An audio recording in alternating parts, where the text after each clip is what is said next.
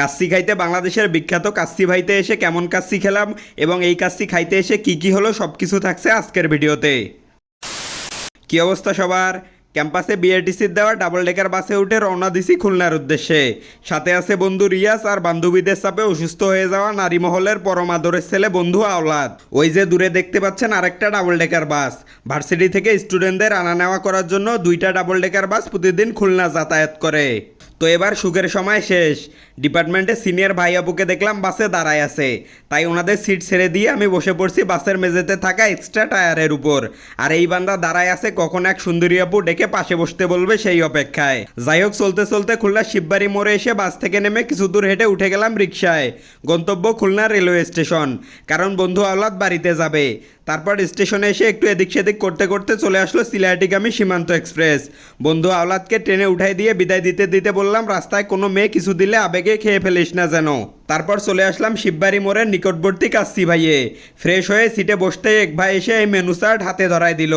ভাই রে ভাই, খাবারের দাম দেখে আমার মাথা পুরাই চক্কর দিয়ে উঠলো।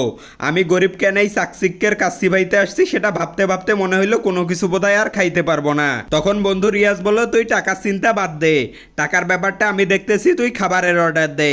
খাবার অর্ডার দিয়ে আশপাশটা একটু দেখতেই আমাদের খাবার চলে এসেছে।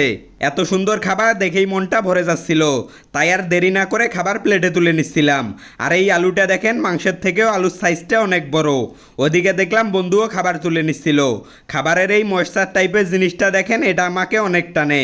যাই হোক, তারপর আমি একটু খাইতে দেখলাম বন্ধু ওদিকে সব খেয়ে ফেলে হাড্ডিগুলোকেও ছাড় দিচ্ছে না। আমাকে বলল, তুইও হাড্ডিগুলো ভালো করে চুষতে থাক। কি আর করার, আমাকে যেহেতু বলছে টাকার চিন্তা আমার করতে হবে না, সেহেতু তার কথা অমান্য করার স্পর্ধা আমার নাই। তাই হাড্ডিতে কিছু থাক আর না থাক প্রাণপণে চুষতে থাকলাম।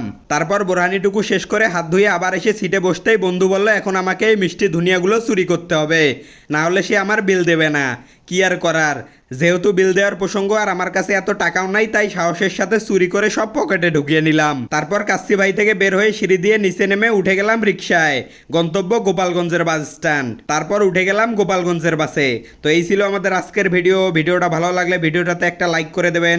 কোনো কিছু বলার থাকলে কমেন্টে বলে ফেলেন। আর যারা এখনও আমার পেজটি ফলো দেননি, দ্রুত ফলো দিয়ে দিন। দেখা হচ্ছে পরবর্তী ভিডিওতে। সে পর্যন্ত সবাই ভালো থাকবেন। আল্লাহ হাফেজ।